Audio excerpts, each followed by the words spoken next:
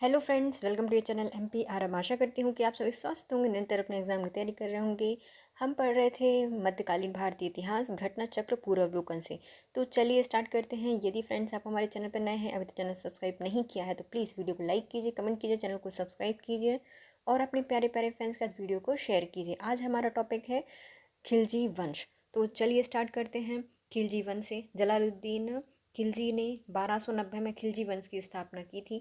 इसने अपना राज्य अभिषेक 1290 में कैकुबा द्वारा बनाए गए अपूर्ण किलोखारी अर्थात कीलूगढ़ी के किले में किया गया था। Doctor A.L. श्रीवास्तव के अनुसार जलालुद्दीन दिल्ली का प्रथम तुर्क सुल्तान था जिसने उदार निरंकुशवाद के आदर्शों को अपने सामने रखा था। जलालुद्दीन जब दिल्ली का सुल्तान बना तब उसने अलाउद्दीन को अमीर-ए-तुज़ुक का पद दिया था और अपनी पुत्री का विवाह अलाउद्दीन से कराया था।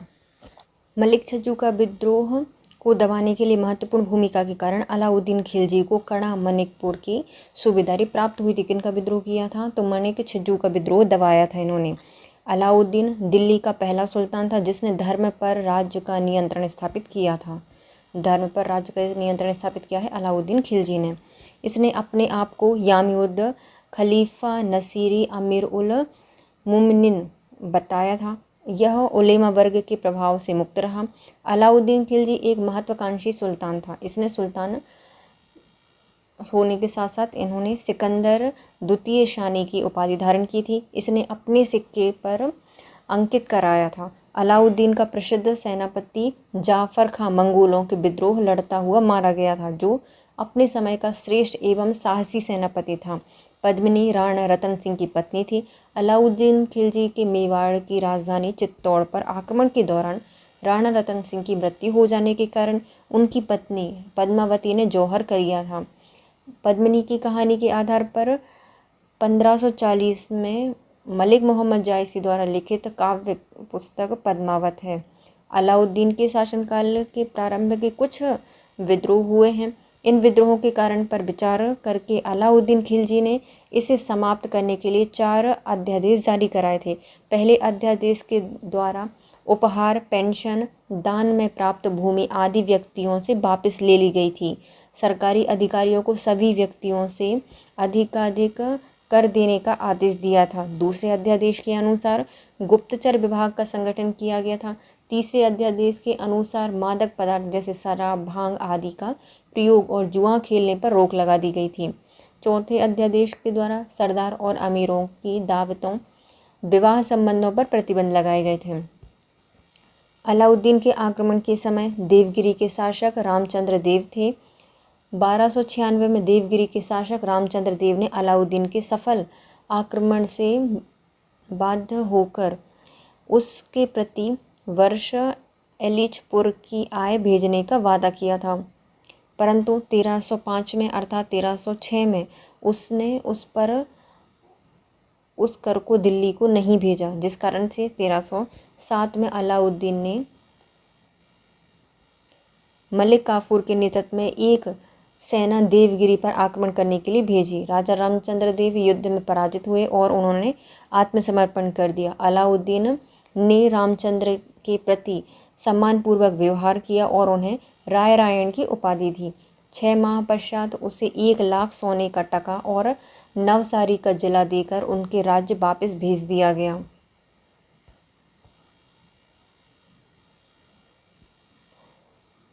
1312 में मलिक काफूर ने रामचंद्र देव के पुत्र शंकर देव के विरोध में भी एक अभियान का नेतृत्व किया था। मलिक काफूर को अलाउद्दीन ने अपनी गुजरात विजय के दौरान प्राप्त किया था। इसे 1000 दीनारी भी कहा गया था।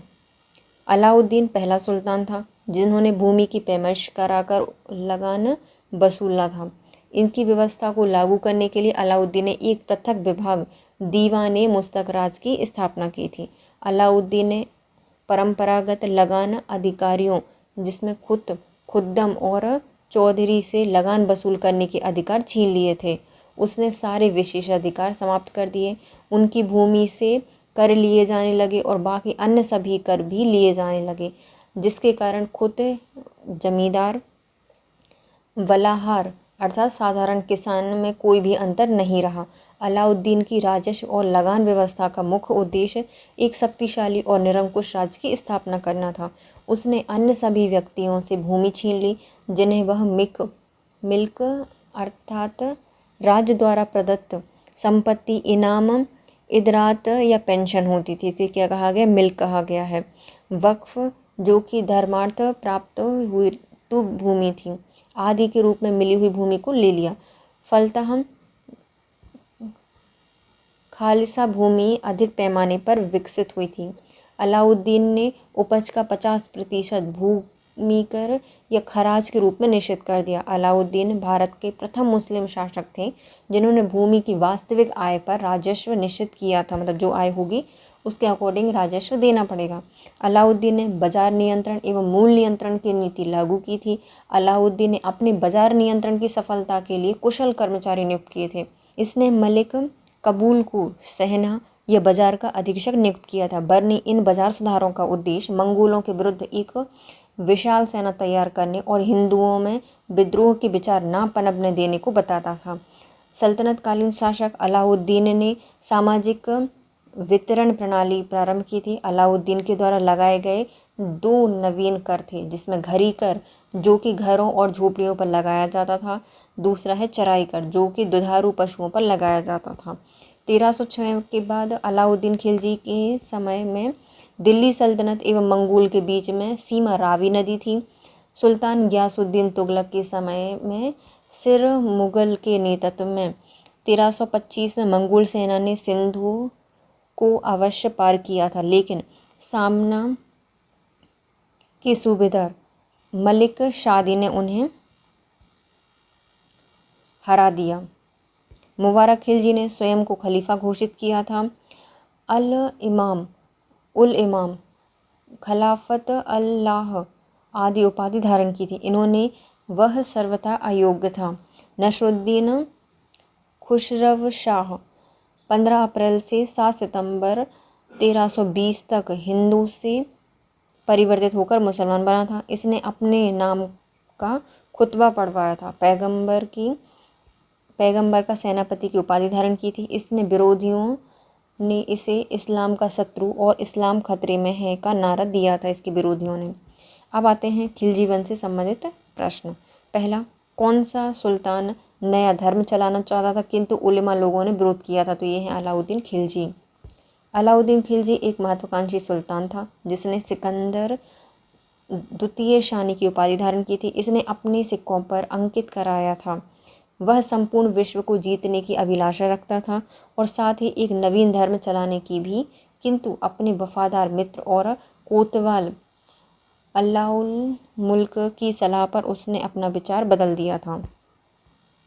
दिल्ली के किस सुल्तान ने सिकंदर सानी की मनोपाधि धारण की थी? तो ये हैं अपने अलाउद्दीन खिलजी। अलाउद्दीन खिलजी के प्रसिद्ध सेनापतियों में से किसने मंगोल के विरुद्ध लड़ते हुए जान दी थी? इसका नाम है जाफर खां। अलाउद्दीन का प्रसिद्ध सेनापति जाफर था जो कि मंगोलों के विरुद्ध लड़ते हुए मारा गया था, जो अपने समय का श्रेष्ठ एवं साहसी सेनापति था। जाफर खां के शौर्य एवं भारतीय सेना की दृढ़ता से मंगोल अत्यधिक प्रभावित थे।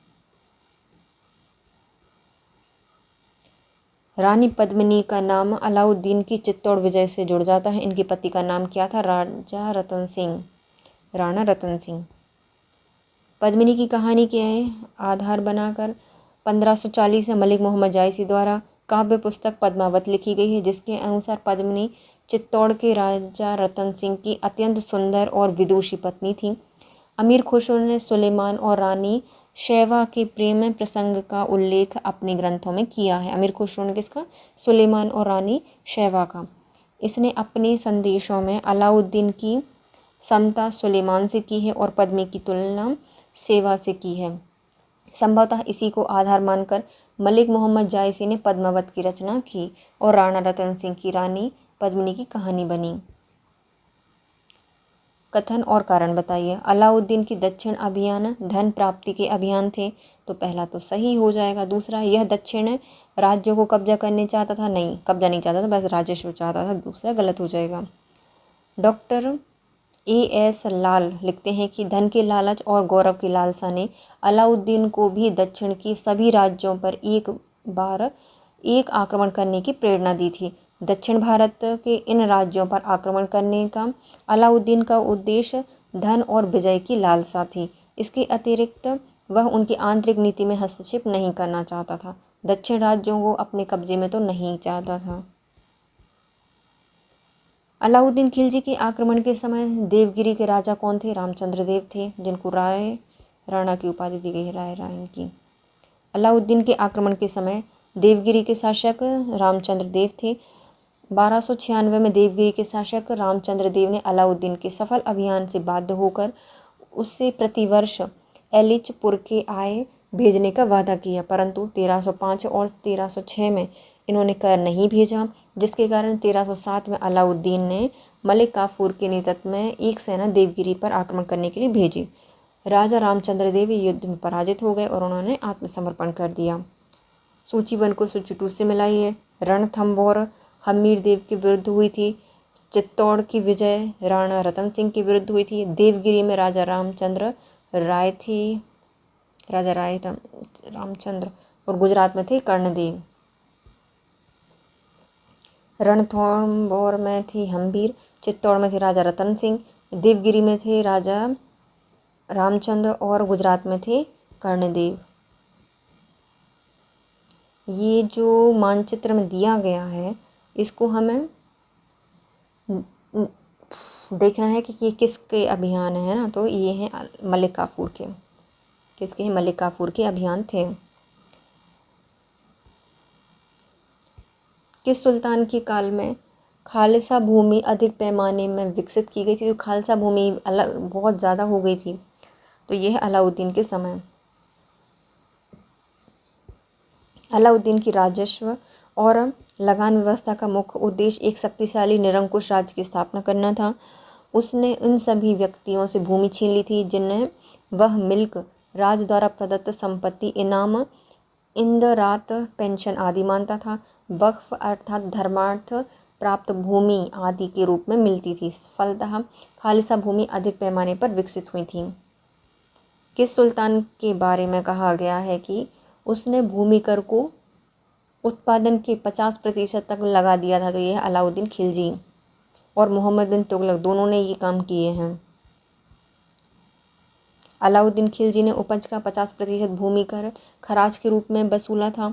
अलाउद्दीन खिलजी भारत का प्रथम मुस्लिम शासक था जिसने भूमि की वास्तविक आय पर राजस्व निश्चित किया था। इसने भूमि की पैमाइश कराकर लगान निर्धारित की थी। अलाउद्दीन ने 2 नवीन कर, मकान कर, इसको घरी कर कहा जाता है, और चराई कर लिए थे। इसके पश्चात मोहम्मद बिन तुगलक ने भी 2 आव में भूमि कर 50% कर दिया था, लेकिन मोहम्मद बिन तुगलक ने राजस्व मांग अनुमान पर आधारित की थी, जबकि अलाउद्दीन ने पैमाइश पर। सुल्तान जिसने बढ़कर भूमि राजस्व उपज का 50% कर दिया था, तो यह अलाउद्दीन खिलजी और मोहम्मद बिन तुगलक। किस सुल्तान ने ज़मीन में फसल की नपाई के आधार पर राजस्व रूप में दावा किया था? तो ये है हमारे अलाउद्दीन खिलजी। पैमाइश कराई थी भैया इन्हें अलग से। सुल्तान अलाउद्दीन खिलजी ने भू राजस्व व्यवस्था के पुनर्गठन में विशेष रुचि ली। इनने उपज का 1/2 भाग राजस्व के रूप में वसूलना प्रारंभ किया। वह दिल्ली सल्तनत के प्रथम सुल्तान थे जिन्होंने पैमाइश और प्रति बिस्वा उपज के आधार पर भू राजस्व निर्धारित करने की नीति अपनाई थी। सुल्तान मोहम्मद बिन तुगलक ने न केवल 2 आव में अनुमान के आधार पर उपज का आधा वसूला था राजस्व, बल्कि किसानों के विरोध के कारण इन्होंने कालांतर में उसने राजस्व वृद्धि का जो आदेश था वह वापस भी ले लिया था।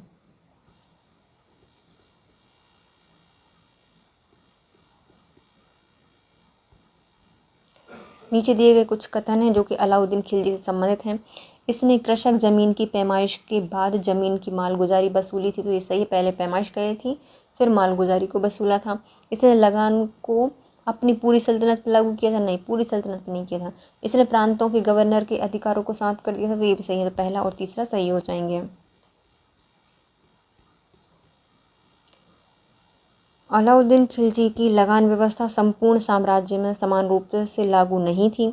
भूमि की पैमाइश करके किसानों से सरकारी कर्मचारियों द्वारा लगान वसूल किए जाने की व्यवस्था दिल्ली और उसके समीपवर्ती क्षेत्रों में लागू की गई थी। अलाउद्दीन पहला सुल्तान था जिसने भूमि की पैमाइश कराकर कर लगान वसूल करना प्रारंभ किया था। इनकी व्यवस्था को लागू कराने के लिए अलाउद्दीन ने एक पृथक विभाग दीवान मुस्तखराज की स्थापना की।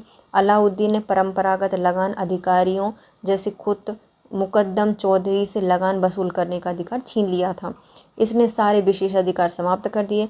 इसने भूमि पर से कर लिए जाने लगा और बाकी अन्य सभी कर भी लिए जाने लगे, जिसके कारण खुद अर्थात जमींदार और वलाहर साधारण किसान में कोई अंतर नहीं रहा।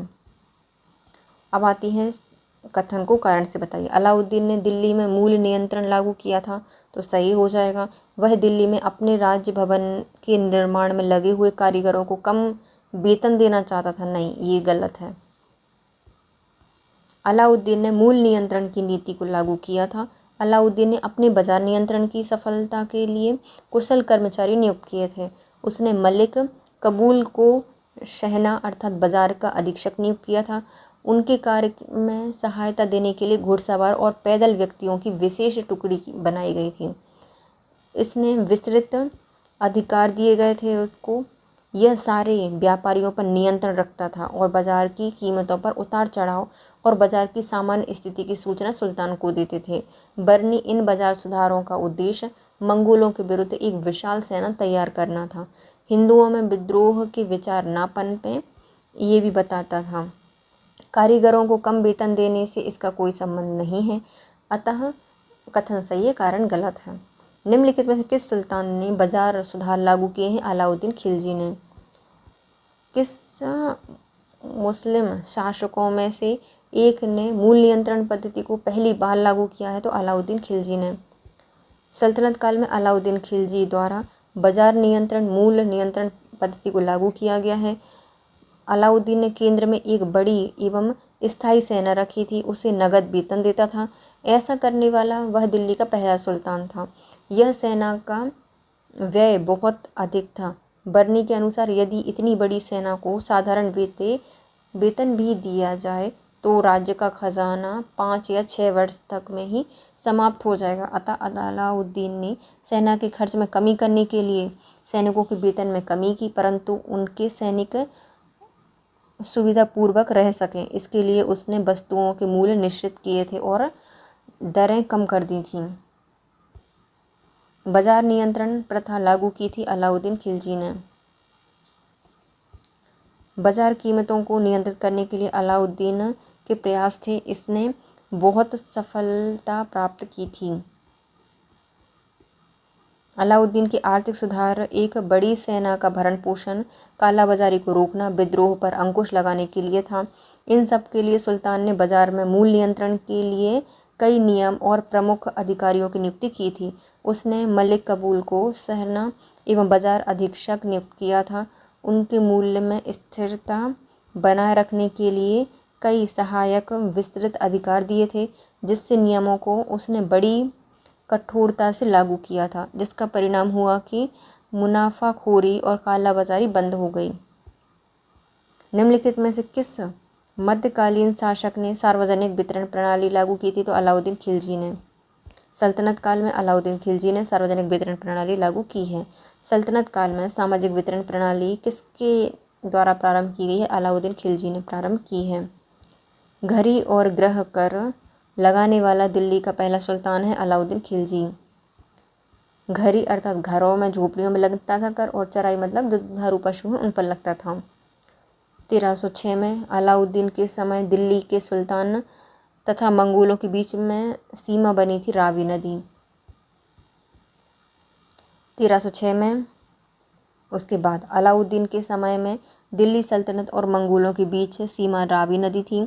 1306 में कवक के नेतृत्व में मंगोल आक्रमण हुआ, जिसे रावी नदी के तट पर मलिक काफूर और मलिक मतलब गाजी मलिक ने रोक दिया था। रावी नदी मंगोल एवं खिलजी साम्राज्य की सीमा बन गई थी। निम्नलिखित में से किस सुल्तान ने साम्राज्य की सीमा की सुरक्षा हेतु एक विशेष सेना की नियुक्ति की थी? तो अलाउद्दीन खिलजी के द्वारा। अलाउद्दीन खिलजी ने साम्राज्य की सीमा की सुरक्षा हेतु एक विशेष सेना को नियुक्त किया था। इसने सीमा प्रांतों की सुरक्षा के लिए सैनिकों की संख्या बढ़ाई थी, प्रशासन को व्यवस्थित करने हेतु सीमावर्ती किलों की मरम्मत करवाई, मंगोलों के मार्गों पर बसे हुए अनुभवी अमीरों और फौजी सरदारों की एकताओं में भी सेना की टुकड़ियां तैनात की थीं। निम्नलिखित युगों में से कौन सा सही नहीं है बताइए। ओके, देवगिरी शंकर देव थे, वरांगल में रामचंद्र देव नहीं थी, रामचंद्र देव थे देवगिरी में, और जो वरांगल थे वहाँ पर रुद्र प्रताप देव थे। होयसाल में बीरबललाल थे और मदुरा में कौन थे, वीर पांड्य थे। कौन सा वाला गलत होगा, बी गलत हो जाएगा। अलाउद्दीन खिलजी के दक्षिण अभियान पर आक्रमण के समय देवगिरी के शासक रामचंद्र देव थे और रामचंद्र देव की मृत्यु के बाद उनका पुत्र शंकर देव शासक बना था। तेलंगाना में काकतीय वंश का शासन था तथा यहाँ के शासक प्रताप रुद्रदेव द्वितीय थे। इनकी राजधानी वरांगल थी और शेष अन्य सभी सम्मिलित हैं। दिल्ली सल्तनत के किस सुल्तान ने अपने आप को खलीफा घोषित किया है, तो उनका नाम है मुबारक खिलजी। अलाउद्दीन खिलजी की मृत्यु के पश्चात मलिक काफूर ने मुबारक खिलजी को कैद करके कारावास में डाल दिया। बाद में कैद से मुक्त होकर वह सुल्तान बने। इसने स्वयं को खलीफा घोषित कर दिया। अल इमाम खलीफा अल लाह की उपाधि उनके दौरान धारण की गई थी। नेक्स्ट आता है तुगलक वंश। इसको भी हम इसी वाले वीडियो में कंप्लीट कर लेते हैं। ओके, अलाउद्दीन खिलजी के सेनापतियों में गयासुद्दीन तुगलक या गाजी मलिक था, जिसने मंगोल आक्रमण रोका था मलिक काफूर के साथ, जिसके द्वारा तुगलक वंश की स्थापना की गई थी और ये प्रथम शासक बना था।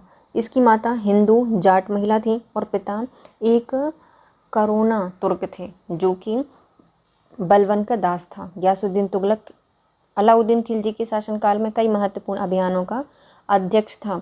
इसे दीपालपुर का राज्यपाल नियुक्त किया गया था। दीपालपुर का राज्यपाल इनको नियुक्त किया गया था। 29 अवसरों पर उसने मंगोलों के विरुद्ध युद्ध किए थे। उन्हें भारत से बाहर खदेड़ा था, इसलिए यह मलिक उल गाजी के नाम से प्रसिद्ध हुआ था। खुसरो शाह को समाप्त करके इसने दिल्ली के सिंहासन पर अधिकार कर लिया। 8 सितंबर 1320 को सुल्तान बना। इसका एक नाम गाजी बेग तुगलक या गाजी तुगलक भी था। इसी कारण से इतिहास में इसके उत्तराधिकारियों को तुगलक पुकारा जाने लगा और उनका वंश तुगलक वंश कहलाया। गयासुद्दीन तुगलक के समय में लगान किसानों से पहले की तरह पैदावार का 1/5 से 1/3 कर वसूला जाता था। आवश्यकता अनुसार अकाल की स्थिति में भूमि कर को माफ़ कर दिया जाता था। राज वसूली में सरकारी कर्मचारियों को हिस्सा न देकर कर मुक्त जागीरें कर दी जाती थीं। गयासुद्दीन तुगलक के समय नस्ल बटाई की प्रथा प्रचलन में थी। अलाउद्दीन के समय की कठोर दंड व्यवस्था समाप्त कर दी गई थी, परंतु कर न देने वाले पर सरकारी धन की बेईमानी करने वाले और चोरों को कठोर दंड दिया जाता था। बर्नी के अनुसार तुगलक शाह के न्याय में भेड़िए को भी इस बात का साहस नहीं होता था कि वह किसी भेड़ की ओर देखे। बर्नी ने कहा है। सल्तनत के सभी सुल्तानों में मोहम्मद बिन तुगलक 1325 से 1351 में सबसे अधिक विद्वान शिक्षित शासक थे। खगोलशास्त्र, गणित, आयुर्विज्ञान सहित अनेक विधाओं में निपुण थे। मोहम्मद बिन तुगलक ने कृषि की उन्नति के लिए एक नए नियम दीवान ए अमीर ए कोही की स्थापना की थी। इस विभाग का प्रमुख कार्य होता था कृषकों को पृथक सहायता देकर सभी भूमि कृषि कार्यों के अधीन लाना। 60 वर्ग मील की भूमि का एक लंबा टुकड़ा इस कार्य के लिए चुना गया था। भूमि पर कृषि सुधार किए गए थे और फसल चक्र के अनुरूप हेर फेर के साथ विभिन्न फसलों की खेती की गई थी, साफ करके हेर फेर करके। मोहम्मद बिन तुगलक के प्रयासों में एक सबसे महत्वपूर्ण है राजधानी दिल्ली से दौलताबाद देवगिरी लेके जाना। इब्न बतूता के अनुसार सुल्तान को दिल्ली के नागरिक असम्मान पूर्वक पत्र लिखते थे, इसलिए इन्हें दंड देने के लिए उसने देवगिरी को राजधानी बनाने का निर्णय लिया। डॉक्टर के नाजिमी के अनुसार सुल्तान कुतुबुद्दीन मुबारक खिलजी ने देवगिरी का नाम बदलकर कुतुबाबाद रखा था। मोहम्मद तुगलक ने इसको दौलताबाद किया। देवगिरी को कुतुब उल इस्लाम भी कहा गया है। मोहम्मद तुगलक ने अपने सिक्कों पर अल सुल्तान जिल्ली अल्लाह लिखा है। सुल्तान ईश्वर की छाया है। ईश्वर सुल्तान का समर्थक है आदि वाक्य अंकित कराए थे। मोहम्मद बिन तुगलक के द्वारा जारी स्वर्ण सिक्कों को इब्न बतूता द्वारा दिनार की संज्ञा दी गई है। बरनी मोहम्मद बिन तुगलक की 5 प्रमुख योजनाओं का विशेष रूप से उल्लेख करता है। दुआओं में कर वृद्धि, दूसरा देवगिरी को राजधानी बनाना, तीसरा सांकेतिक मुद्रा जारी करना, चौथा खुरासान पर आक्रमण करना और 5वां था कराचल की ओर अभियान। इब्न बतूता जो कि 1333 से 1347 तक रहे हैं, मोरक्को मूल के अफ्रीकी यात्री थे। यह मोहम्मद बिन तुगलक के कार्यकाल में 1325 से 1351 के बीच भारत आए थे। मोहम्मद बिन तुगलक ने इसे दिल्ली का काजी बनाया। बाद में इसे 1342 में सुल्तान का राजदूत बनाकर चीन भेजा। इब्न बतूता ने किताब उल रहला नामक एक पुस्तक में अपनी यात्रा का वृतांत लिखा है। सल्तनत काल में डाक व्यवस्था का विस्तृत विवरण हमें इब्न बतूता के यात्रा वृतांत द्वारा प्राप्त होता है। दिल्ली के सुल्तानों में मोहम्मद बिन तुगलक प्रथम सुल्तान था जो हिंदुओं के त्योहारों में मुख्यतः होली में भाग लेता था। इसने गैर तुर्कों और भारतीय मुसलमानों को भी सरकारी पदों पर नियुक्त किया था, जिसके कारण बर्नी उनकी कटु आलोचना की थी। ऐसे व्यक्तियों को छिछोरा, माली, जुलाहा, नाई, रसोइया आदि कहा है। 20 मार्च 1351 को मोहम्मद बिन तुगलक की मृत्यु हो गई। इनके निधन पर बदायूं ने लिखा था, सुल्तान को अपनी प्रजा से और प्रजा को अपने सुल्तान से मुक्ति मिल गई। फिरोज शाह तुगलक ने सामान्य लोगों की भलाई के लिए कुछ उपकार के कार्य किए थे। नियुक्ति के लिए एक दफ्तर, रोजगार दफ्तर खोलकर प्रत्येक मनुष्य के गुण और योग्यता की पूरी जांच पड़ताल के बाद यथासंभव अधिक से अधिक लोगों को नियुक्ति देकर उनकी बेकारी या बेरोजगारी की समस्या को हल करने का प्रयास किया था। फिरोज शाह तुगलक सुल्तानों और धार्मिक व्यक्तियों को जागीर एवं संपत्ति दान करता था। उसने एक विभाग दीवाने खैरात स्थापित किया था जो गरीब मुसलमानों, अनाथ स्त्रियों और विधवाओं को आर्थिक सहायता देता था। वह निर्धन मुसलमान लड़कियों के विवाह की व्यवस्था करता था। राज्य के खर्चों पर हज की व्यवस्था करने वाला यह पहला भारतीय शासक फिरोज शाह तुगलक था। इसने दारुल शफा नामक एक खैराती अस्पताल की स्थापना की थी। इसमें कुशल हकीम भी इसके द्वारा रखे गए थे। फिरोज शाह तुगलक को दासों का बहुत शौक था। इसने दासों की संख्या संभवतः 1,80,000 तक पहुंच गई थी। इसकी देखभाल के लिए एक विभाग दीवानी बंदगण का गठन कराया था। सल्तनत काल में सर्वप्रथम फिरोज शाह तुगलक ने ही लोक निर्माण विभाग की स्थापना की है। कहा जाता है कि फिरोज शाह ने 300 नवीन नगरों का निर्माण करवाया था, जिसके द्वारा बसाए गए नगरों में फतेहाबाद, हिसार, फिरोजपुर, जौनपुर, फिरोजाबाद आदि हैं। फरिश्ता के अनुसार फिरोज ने 40 मस्जिदें, 30 विद्यालय, 20 महल, 100 सराय, 200 नगर, 100 अस्पताल, 5 मकबरे और 100 सार्वजनिक स्नान गृह, 10 स्तंभ और 150 पुलों का निर्माण कराया था। अपने बंगाल अभियान के दौरान इसने इकदला का नाम आज़ादपुर कर दिया था। इकदला का नाम क्या कर दिया? आज़ादपुर कर दिया और पंडुआ का नाम बदलकर फिरोजाबाद कर दिया था। इसके राज्य का मुख्य वास्तुकार मलिक गाजी शहना था। प्रत्येक भवन की योजना को उसके व्यय अनुमान के साथ दीवाने वजारत के सम्मुख रखता था, तभी उस पर धन स्वीकार किया जाता था। फिरोज शाह तुगलक का शासनकाल भारत में नहरों के सबसे बड़े जाल के निर्माण के लिए प्रसिद्ध था। सिंचाई की सुविधा के लिए उसने 5 बड़ी नहरों का निर्माण कराया था। प्रथम नहर 150 मील लंबी थी। जो यमुना नदी का पानी हिसार तक पहुंचाती थी। दूसरी 96 मील थी जो सतलज से घाघरा तक जाती थी। तीसरी सिरमौर की पहाड़ियों से निकलकर हांसी तक जाती थी। चौथी घाघरा से फिरोज़ाबाद जाती थी और पांचवी यमुना नदी से फिरोज़ाबाद जाती थी। मतलब बहुत सारी तो फिरोज़ाबाद जा रही हैं। कौन कौन सी? तो पहली जा रही है हिसार जो कि यमुना नदी से जाती है, 150 मील की थी। दूसरी सतलज से घग्गर। तीसरी ये सिरमौर से निकलकर हांसी। चौथी घाघरा से निकलकर फिरोज़ाबाद और पांचवी यमुना से निकलकर फिरोज़ाबाद। फिरोज शाह तुगलक ने सिंचाई और यात्रियों की सुविधा के लिए 150 कुएं खुदवाए थे। फरिश्ता के अनुसार फिरोज शाह तुगलक ने सिंचाई की सुविधा के लिए विभिन्न स्थानों पर 50 बांधों, 30 झीलों और जल को संग्रह करने के लिए तालाब का निर्माण कराया था। फिरोज शाह तुगलक ने उलेमा वर्ग की स्वीकृति के पश्चात हक्का-ए सर्व नामक सिंचाई कर लगाने वाले दिल्ली का प्रथम सुल्तान बना था। उन किसानों को जो सिंचाई के लिए शाही नहरों का पानी प्रयोग में लेते हैं, अपनी पैदावार का 1/10 भाग सरकार को देना पड़ेगा।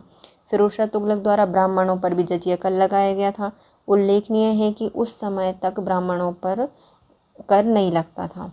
फिरोज शाह तुगलक ने बागवानी में अपनी अभिरुचि के कारण दिल्ली के निकट 1200 नए फलों के बाग लगवाए थे। इसने अपने बाग में फलों की गुणवत्ता सुधारने के उपाय किए हैं। फिरोज शाह तुगलक द्वारा अशोक ने 2 स्तंभों को मेरठ और टोपरा, अब अम्बाला जिले में दिल्ली में, इसको लाया था। तो कहाँ से? मेरठ से कहाँ लाया था? दिल्ली लाया था अशोक के 2 स्तंभ। टोपरा वाले स्तंभ को महल और फिरोजाबाद की मस्जिद के निकट पुनः स्थापित कराया था। तो टोपरा वाले को कहाँ लेके गया था? महल लेके गया था, और जो फिरोजाबाद है उसको मस्जिद के निकट स्थापित किया था। मेरठ वाले स्तंभ को दिल्ली के वर्तमान बाड़ा हिंदू राव अस्पताल के निकट एक टीले कश के शिकार या आखिर स्थान के पास पुनः स्थापित कराया था। दिल्ली के सुल्तान फिरोज शाह तुगलक ने इस उद्देश्य से एक अनुवाद विभाग की स्थापना की थी, जिससे हिंदू और मुस्लिम दोनों संप्रदायों के लोगों में एक दूसरे के विचारों की समझ बेहतर हो। उसने कुछ संस्कृत ग्रंथों को फारसी में भी अनुवाद कराया था। नसरुद्दीन महमूद, जो कि 1394 से 1412 तक रहे हैं, तुगलक वंश का अंतिम शासक था। इसके शासनकाल में ख्वाजा जहां ने जौनपुर में स्वतंत्र राज्य की स्थापना की थी। पंजाब का सूबेदार खिज़र खां स्वतंत्र होकर दिल्ली को प्राप्त करने के लिए प्रयत्न करने लगा। फिरोज के एक अन्य पुत्र नसरत शाह ने नसरुद्दीन को चुनौती दी। फलस्वरूप तुगलक वंश 2 भागों में विभाजित हो गया। दोनों शासकों ने एक ही साथ दिल्ली के छोटे से राज्य पर शासन किया। नसरुद्दीन दिल्ली में रहा और नुसरत शाह फिरोजाबाद में। नसरुद्दीन महमूद के शासनकाल में मध्य एशिया के महान मंगोल सेनानायक तैमूर ने भारत पर आक्रमण किया था 1398 को। यह कथन इसी के शासन के लिए प्रचलित है। शहंशाह की सल्तनत दिल्ली से पालम तक फैली थी। तैमूर का आक्रमण 1398 में हुआ था। दिल्ली सल्तनत एवं तुगलक वंश दोनों ही नष्ट कर दिए इसने। 1412 में नसरुद्दीन महमूद की मृत्यु के साथ ही तुगलक वंश का अंत हो गया। 1413 में सरदारों ने दौलत खां को दिल्ली का सुल्तान चुना, परंतु उसे खिज़र खां ने पराजित कर दिया। वह तैमूर द्वारा नियुक्त लाहौर का सूबेदार था। तैमूर के आक्रमण के बाद 1414 में उसने दिल्ली पर अधिकार करके एक नए वंश सैयद वंश की नींव डाली थी। तैमूर वंश खत्म। अब आते हैं तैमूर वंश से संबंधित। तैमूर वंश, अच्छा तैमूर तो चला गया ना, तैमूर चला गया, उनके वंशज रह गए हैं, जिसमें आते हैं खिज़र खां। इसके द्वारा स्थापित किया गया है सैयद वंश। इसके साथ हमारा तुगलक वंश होता है कंप्लीट। अब हम उसके देखते हैं प्रश्नोत्तर, फिर हम देखेंगे सैयद वंश। पहला क्वेश्चन क्या कहता है? अलाउद्दीन खिलजी के निम्न सेना अध्यक्ष में से कौन तुगलक वंश का प्रथम शासक बना? तो गाजी मलिक। अलाउद्दीन के सेनापति में गयासुद्दीन तुगलक या गाजी मलिक तुगलक वंश का पहला शासक था। इसने तुगलक वंश की स्थापना की। गाजी तुगलक अलाउद्दीन खिलजी के शासनकाल में महत्वपूर्ण अभियानों का अध्यक्ष था। दीपालपुर का राज्यपाल नियुक्त किया गया था इसको। इसने 29 अवसरों पर मंगोलों के विरुद्ध विद्रोह किया था। इसने इसको बाहर तक खदेड़ दिया था मंगोलों को, इसलिए इसको मलिक ए उल गाजी की उपाधि दी गई थी। खुसरो शाह को परास्त करके इसने दिल्ली के सिंहासन पर अधिकार किया। 8 सितंबर 1320 में सुल्तान बना। इसका नाम गाजी बेग तुगलक था, इसलिए जो इसके वंशज हैं, उत्तराधिकारी हैं, इसको तुगलक पुकारा जाने लगा और ये तुगलक वंश के संस्थापक माने गए। गाजी मलिक किस वंश से था? तुगलक वंश से था। कृषि को समुन्नत करने के लिए नहर खुदवाने के संदर्भ में 13वीं शताब्दी का निम्नलिखित में से पहला शासक होने का श्रेय जाता है गियासुद्दीन तुगलक को। सबसे पहले नहरें खुदवाई थी गियासुद्दीन तुगलक ने। तुगलक वंश का संस्थापक गियासुद्दीन तुगलक ने की थी स्थापना। गियासुद्दीन तुगलक ने कृषकों की स्थिति में सुधार करने के लिए अनेक प्रयास किए। इसने मुकद्दम खूतों को अपने पुराने अधिकार लौटा दिए थे। गियासुद्दीन ने लगान निश्चित करने के लिए बटाई का प्रयोग किया था, फिर से प्रारंभ कर दिया था, है ना। ऋणों की वसूली को बंद किया था। भू राजस्व की दरों को 1/3 किया था। सिंचाई के लिए नहरों का निर्माण कराया था। सिंचाई हेतु नहर निर्माण कराने के लिए गियासुद्दीन पहला शासक बना। किस वंश के सुल्तानों ने सबसे पहले अधिक समय तक देश में राज्य किया है? तो वो है तुगलक वंश, सबसे ज़्यादा शासन किया है।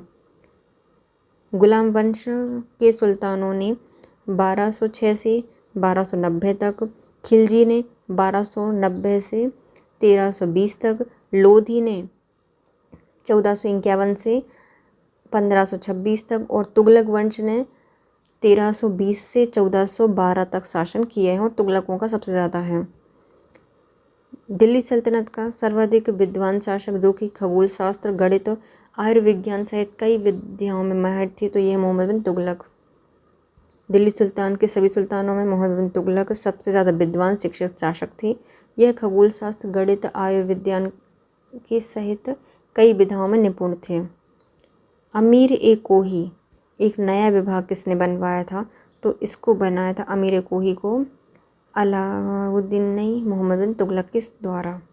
MBT मोहम्मद बिन तुगलक ने कृषि की उन्नति के लिए एक नए विभाग दीवाने अमीर कोही की स्थापना कराई थी। इस विभाग का प्रमुख कार्य कृषकों को प्रत्यक्ष सहायता देकर अधिक भूमि कृषि कार्य के लिए अधीन लाना है। 6 वर्ग मील की भूमि का एक लंबा टुकड़ा इस कार्य के लिए चुना गया।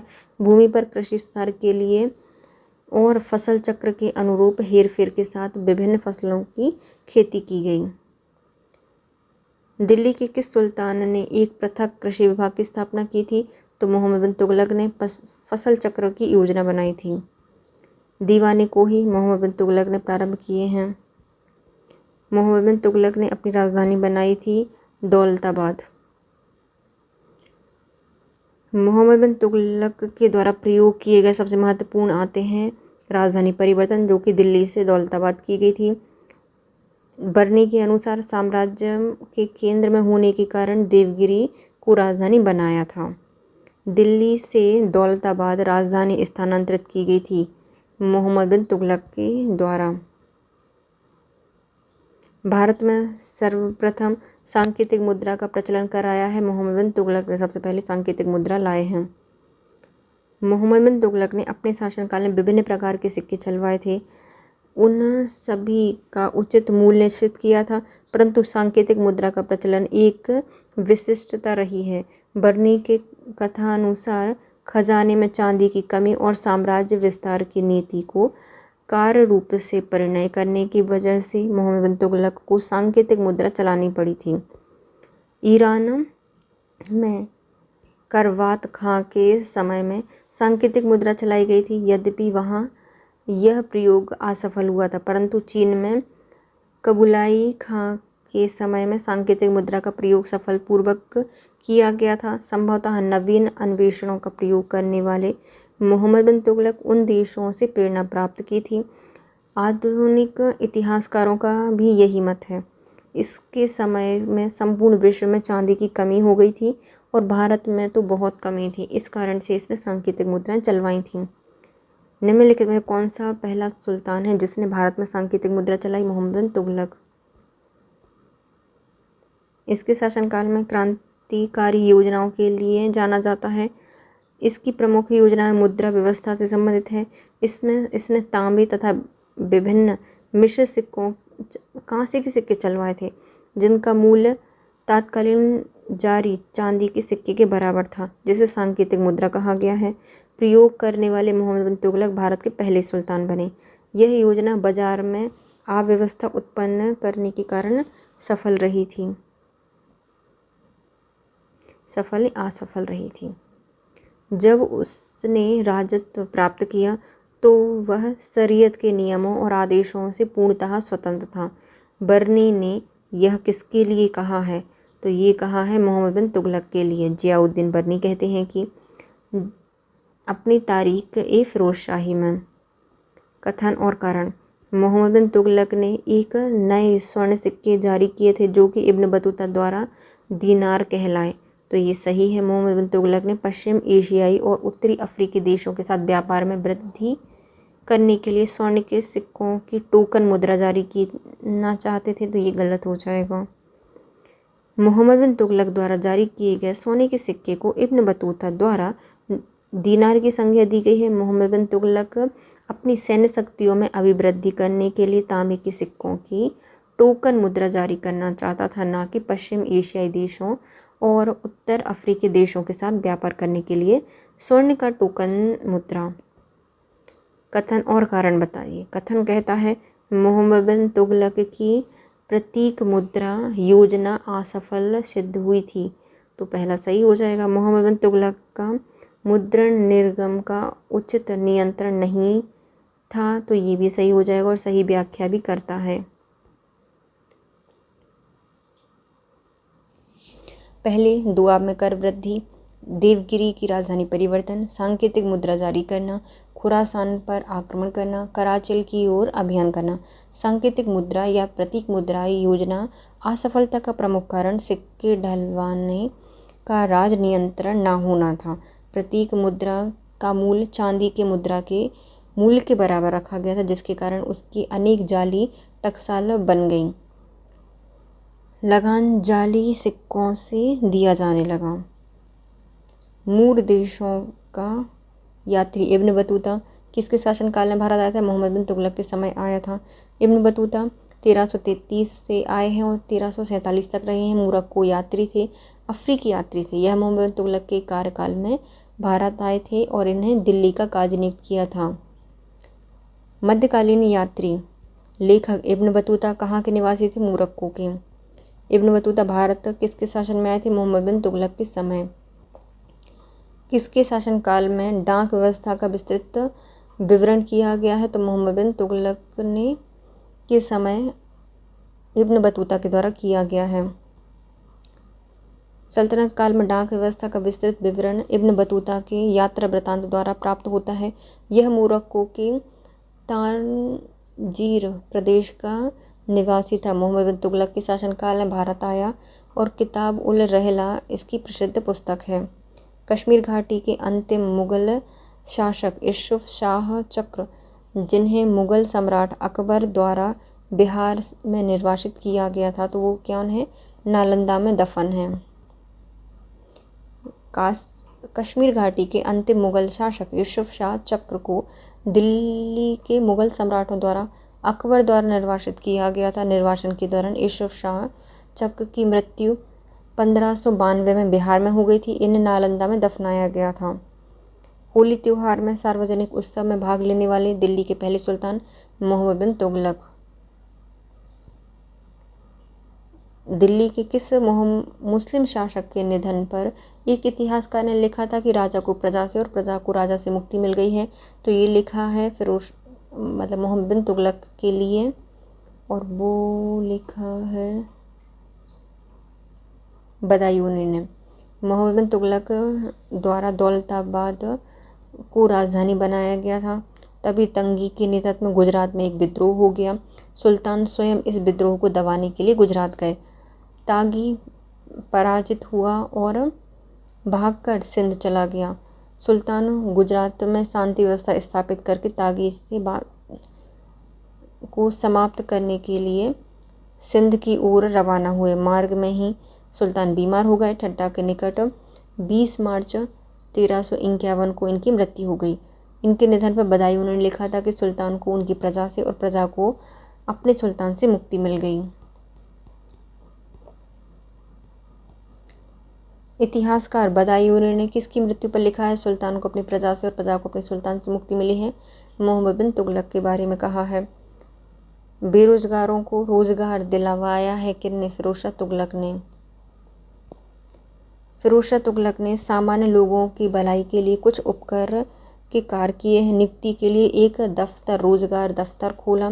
प्रत्येक मनुष्य की गुण और योग्यता के अनुसार जांच पड़ताल के बाद ही संभवतः अधिक से अधिक व्यक्तियों की नियुक्ति की गई और बेकारी बेरोजगारी की समस्या को हल करने का प्रयास किया गया। बेरोजगारों के सहायतार्थ दिल्ली में निम्नलिखित सुल्तानों में से किसने रोजगार कार्यालय स्थापित किया है? तो यह है फिरोज शाह तुगलक। दिल्ली का सुल्तान जो दान दक्षिणा के बारे में काफ़ी ध्यान रखता था और इसके लिए एक विभाग दीवाने खैरात बनाया था, तो ये हैं फिरोज शाह तुगलक। फिरोज शाह तुगलक संतों और धार्मिक व्यक्तियों को जागीर एवं संपत्ति दान करता था। उसने एक विभाग दीवाने खैरात स्थापित किया था जो गरीब मुसलमानों, अनाथ स्त्री, विधवाओं को आर्थिक सहायता देता था। निर्धन मुसलमानों, लड़कियों की विवाह की व्यवस्था करता था। निम्नलिखित में से किस सुल्तान के दरबार में सबसे अधिक गुलाम थे? तो ये है फिरोज शाह तुगलक, 1,80,000। फिरोज शाह तुगलक दासों का बहुत बड़ा शौकीन था। इसकी दासों की संख्या 1,80,000 है। इसकी देखभाल के लिए एक पृथक विभाग बनाया, दीवाने बंदगन। उन दासों की शिक्षा का पूर्ण ध्यान रखता था।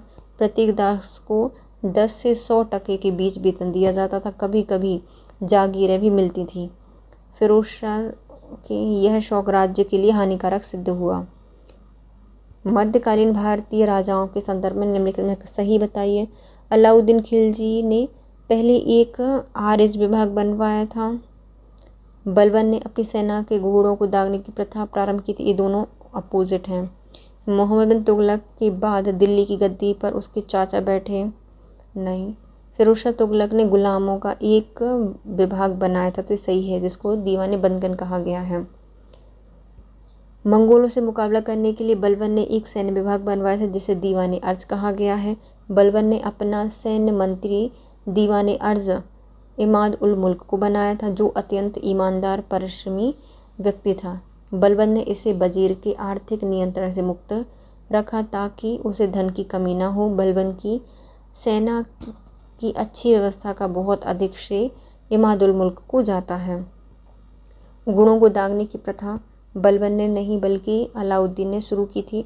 मोहम्मद बिन तुगलक के बाद उसका चचेरा भाई फिरोज शाह तुगलक 1351 से 1388 तक शासक बना। फिरोज शाह तुगलक ने गुलामों के लिए एक अलग विभाग दीवाने बंदगन की स्थापना की थी और अधिक दास रखने का शौकीन था।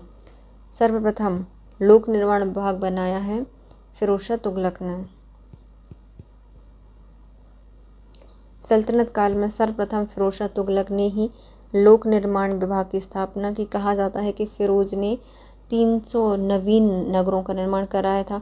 उसके द्वारा बसाए गए नगरों में फतेहाबाद, हिसार, फिरोजपुर, जौनपुर, फिरोजाबाद प्रमुख हैं। इसने बंगाल अभियान के दौरान इसने इकदला का नाम बदल के आज़ादपुर किया, पांडुआ का नाम बदलकर फिरोजाबाद किया था। इसने राज्य का प्रमुख वास्तुकार मलिक गाजी शहना था। प्रत्येक भवन की योजना के लिए यह व्यय के अनुमान के साथ दीवाने वजारत के सम्मुख रखता था, तब उसको धन की स्वीकृति प्राप्त होती थी।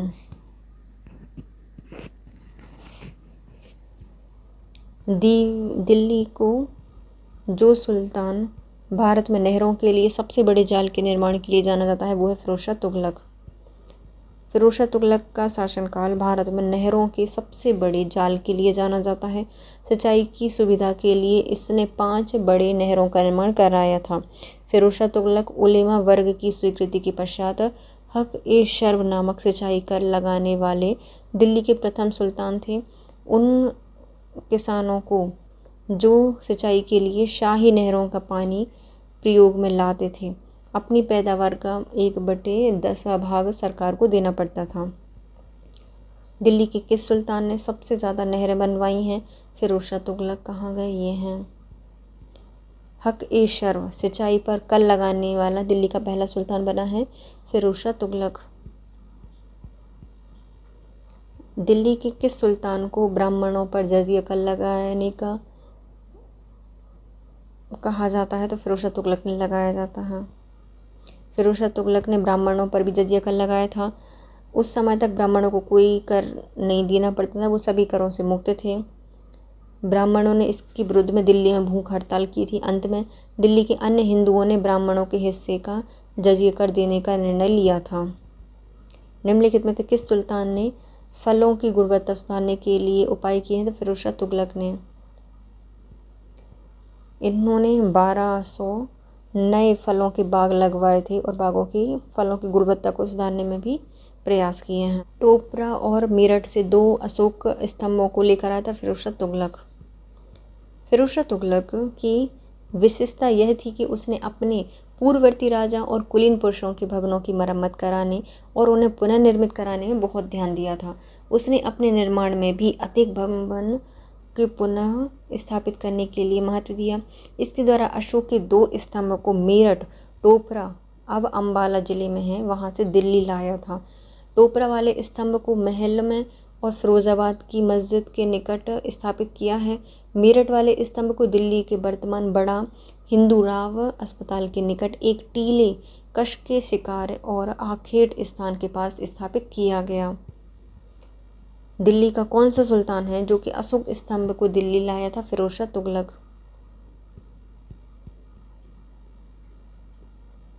दिल्ली के किस सुल्तान ने इस आदेश से एक अनुवाद विभाग बनवाया था जिससे कि 2 उद्देश्य कि 2 संप्रदायों के लिए एक दूसरे के विचारों को समझ सकते हैं और बेहतर बन सकते हैं? तो फिरोज शाह तुगलक ने।